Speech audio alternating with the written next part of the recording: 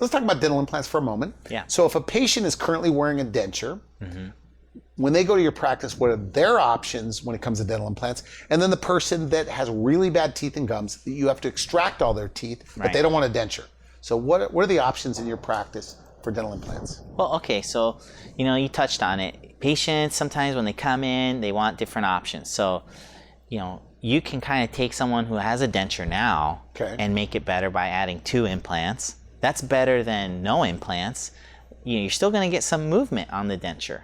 Okay, you're still going to have this rocking motion. So what, they snap in, snap out? Yes, they snap in and snap out, okay. And, that's better because they're not worried about talking to their friends out in a restaurant and potentially losing their denture. Okay. That can happen to people. It's a real thing.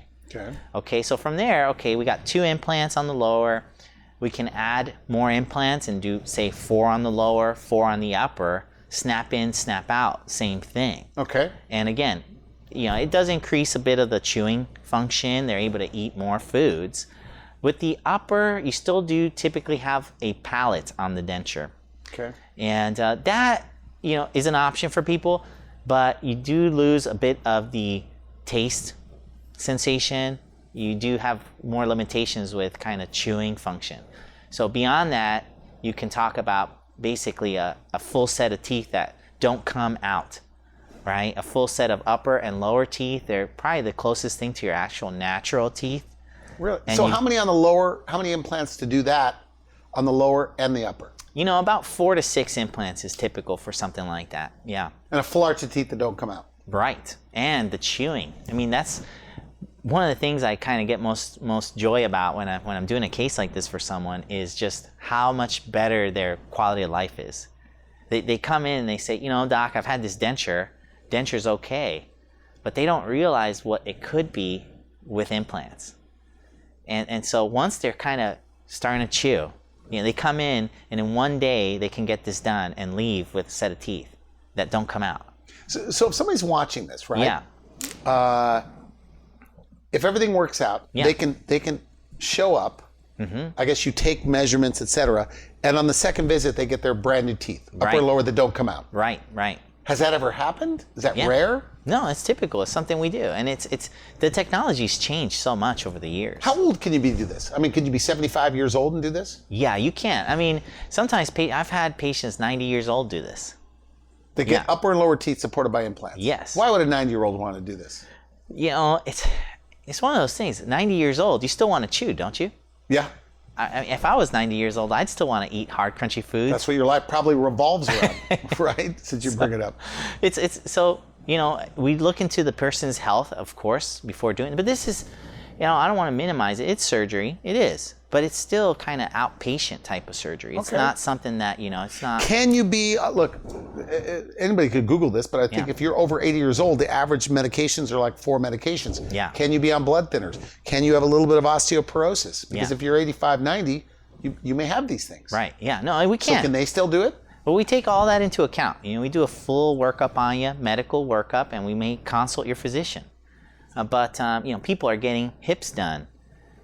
People want to be active. And so we're talking, here in the jaw, all things considered, it's very safe and it can be done. So you can do this even if you're on blood thinners and things like that? Oh yeah, absolutely. And my biggest kind of joy around these kinds of full arch implants and teeth that don't come out is just the change. Where people are out in a restaurant chewing and eating foods they love, steak. I did a case like this not too long ago, and it was funny. I gave her a gift card to a steakhouse. That's good. Because it was like, she was missing out on eating, pizza, corn on the cob, these kinds of things. And maybe she didn't realize it, but once she had the implants in, she was just talking about how she could eat all these other foods. Now, you teach implant dentistry. I do. Right? Yes, I do. To dentists? Yeah. From all over the United States? Yeah, we bring dentists in from around, the country that want to learn this kind of advanced procedure. And we do it in Colorado. It's a wonderful course. And they get to see kind of what these things can do for people. Because one of my favorite things about this course is the reveal.